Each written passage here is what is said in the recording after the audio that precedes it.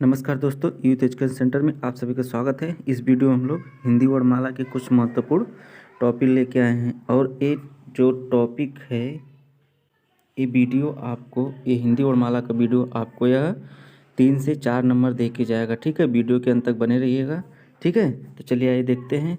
हमारा पहला टॉपिक है स्पर्श व्यंजन। ठीक है, स्पर्श व्यंजन को हम ट्रिक के माध्यम से सीखेंगे। ठीक है, तो ट्रिक हमारा क्या है? काक चिता टाम तद पाओ। ठीक है, ट्रिक क्या है?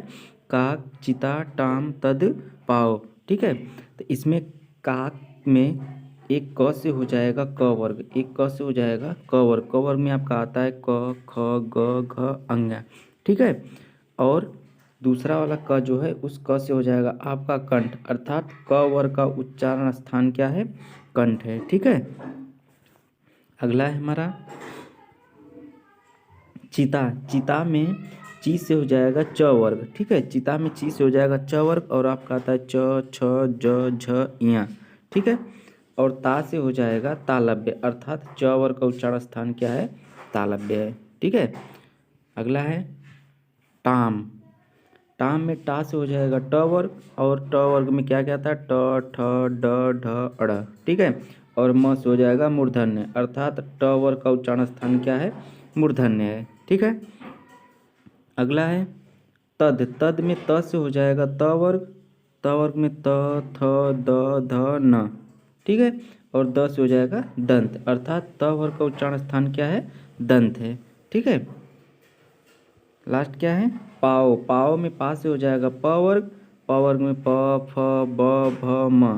ठीक है, और ओ से हो जाएगा ओट्स, अर्थात प वर्ग का उच्चारण स्थान क्या है? ओष्ठ है। ठीक, आपका स्पर्श व्यंजन टोटल 25 होते हैं। ठीक है, अगला टॉपिक हमारा क्या है? अंतस्थ व्यंजन। अगला टॉपिक अंतस्थ व्यंजन। अंतस्थ व्यंजन कौन कौन से? अंतस्थ व्यंजन कितने होते हैं? अंतस्थ व्यंजन 4 होते हैं। ठीक है, देखते 4 कौन है? य र ल व। अंतस्थ व्यंजन 4 हैं, य र ल व। ठीक है, और ये सघोष होते हैं और अल्पप्राण होते हैं। अंतस्थ व्यंजन 4 होते हैं, कौन कौन? य र ल व। ठीक है, और ये अंतस्थ व्यंजन सघोष होते हैं और अल्पप्राण होते हैं। ठीक है, अगला टॉपिक हमारा क्या है? ऊष्म व्यंजन। ठीक है, ऊष्म व्यंजन। ऊष्म व्यंजन कौन कौन है?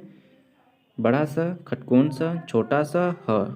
ठीक है, और ये अघोष होते हैं और महाप्राण होते हैं। ऊष्म व्यंजन भी कितने होते हैं? 4 होते हैं, और कौन कौन? बड़ा सा, खटकोन सा, छोटा सा और ह। ठीक है, ये 4 आपके उसमें व्यंजन हैं, और उसमें व्यंजन अघोष होते हैं और महाप्राण होते हैं। ठीक है, इस चीज़ को ध्यान रखिएगा। आइए तीनों स को हम जान लेते हैं। तीनों स का उच्चारण स्थान क्या है?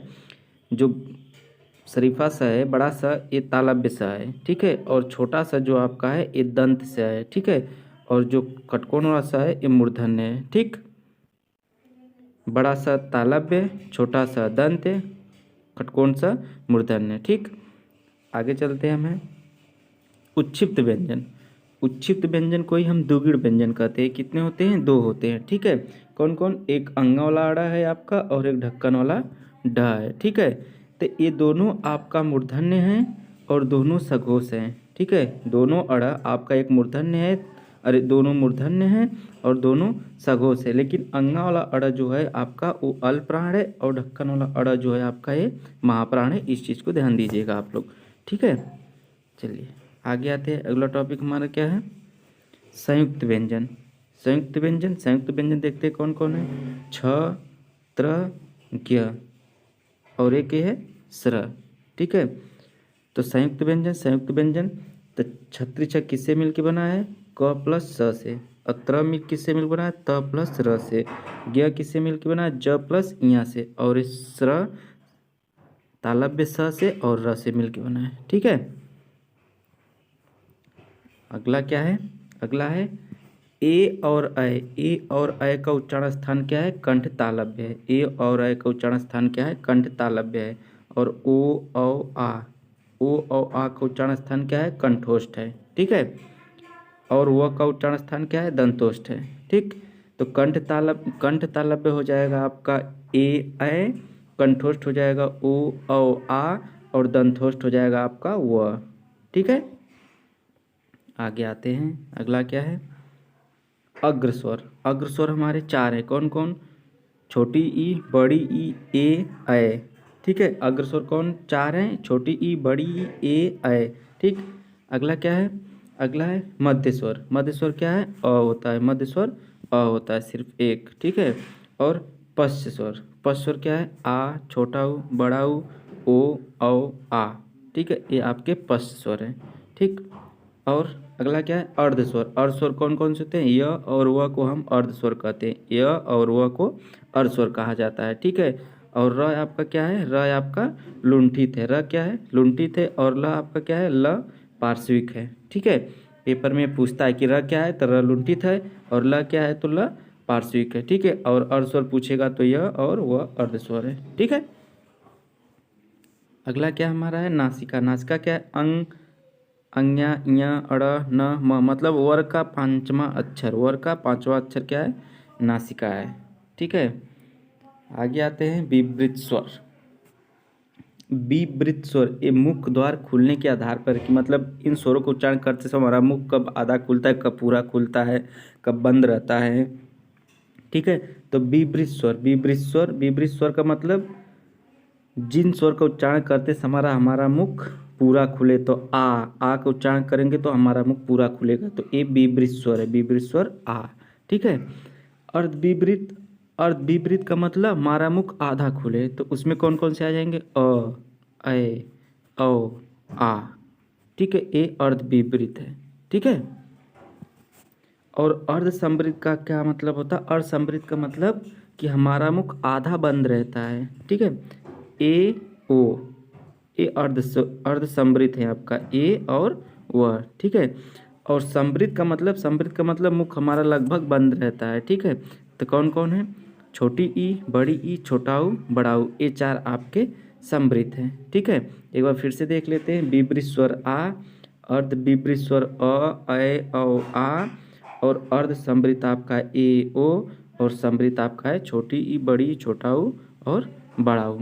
ठीक है, अब हम आते हैं अघोष और सघोष पे। ठीक है, तो अघोष सघोष, अघोष और सघोष। तो अघोष आपका वर्ग का पहला और दूसरा अक्षर होता है। अघोष आपका पहला और दूसरा अक्षर होता है। इसको ट्रिक क्या है आपका, 12 याद कर लीजिएगा। अघोष 12 मतलब 12 अघोष।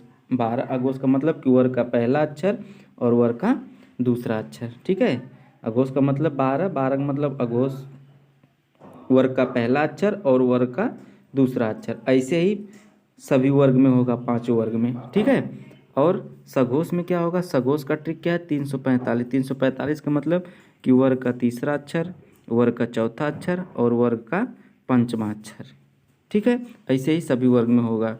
जैसे यहाँ वर्ग का तीसरा अक्षर क्या है, ज है, चौथा क्या है, झ, पांचवा क्या है, यहाँ है। ठीक है, तो अघोष के लिए आप याद करिएगा 12। ठीक, अघोष के लिए आप याद करिएगा 12, 12 अघोष और 345 सघोष। ठीक है, आगे है, अगला हमारा टॉपिक क्या है, अल्पप्राण और महाप्राण। ठीक है, अल्पप्राण और महाप्राण।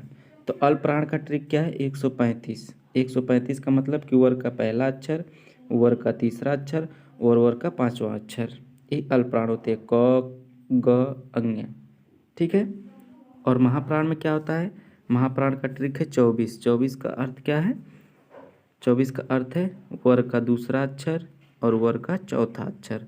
वर्ग का दूसरा अक्षर क्या है, ख, और वर्ग का चौथा अक्षर क्या है, घ। ये महाप्राण होते हैं। ठीक है, तो अल्पप्राण आप याद करिएगा 135 और महाप्राण याद करिएगा आप 24। मतलब वर्ग का पहला अक्षर, वर्ग का तीसरा, वर्ग का पांचवा और इधर वर्ग का दूसरा अक्षर, वर्ग का चौथा अक्षर। ठीक है, ऐसे ही पांचों वर्ग में आएगा। ठीक है, अब हम आते हैं हिंदी के कुछ महत्वपूर्ण प्रश्न हैं, उसको देख लेते हैं। हिंदी में स्वरों की कुल संख्या, हिंदी में स्वरों की कुल संख्या कितनी है, 13। हिंदी में स्वरों की कुल संख्या 13।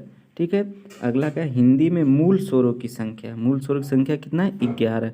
अगर आपसे पूछेगा स्वरों की कुल संख्या तो 13 और मूल स्वरों की संख्या 11। ठीक है, अगला क्या है, अगला प्रश्न हमारा, हिंदी में कुल व्यंजनों की संख्या, हिंदी में कुल व्यंजनों की संख्या कितनी है, 36 है। अगर पूछेगा हिंदी में मूल व्यंजन की संख्या कितनी है तो 33। अगर मूल व्यंजन पूछेगा तो 33, कुल व्यंजन पूछेगा तो 36। ठीक है। अगला प्रश्न हमारा क्या है? अगला प्रश्न है, हिंदी शब्द मूलतः फारसी का है। हिंदी शब्द मूलतः किसका है? फारसी का। और एग्जाम में बार बार पूछता है। ठीक है। हिंदी भारोपी भाषा परिवार की भाषा है। ठीक है, पूछेगा हिंदी किस परिवार की भाषा है तो हिंदी भारोपीय भाषा परिवार की भाषा है। ठीक है। अगला प्रश्न हमारा है, हिंदी भाषा का जन्म हुआ है। हिंदी भाषा का जन्म किससे हुआ है? अपभ्रंश से हुआ है। हिंदी भाषा का जन्म किससे हुआ है? अपभ्रंश से हुआ है। लास्ट प्रश्न हमारा है, भारतीय संविधान के अनुच्छेद 343 से 351 तक राजभाषा संबंधी प्रावधानों का उल्लेख है। ठीक है, पूछेगा हिंदी राजभाषा संबंधित किस अनुच्छेद में है तो अनुच्छेद हमारा 343 से 351 तक राजभाषा संबंधी प्रावधानों का उल्लेख है। ठीक है। अगर वीडियो पसंद आया हो तो लाइक और सब्सक्राइबर जरूर करिएगा। ठीक है, धन्यवाद।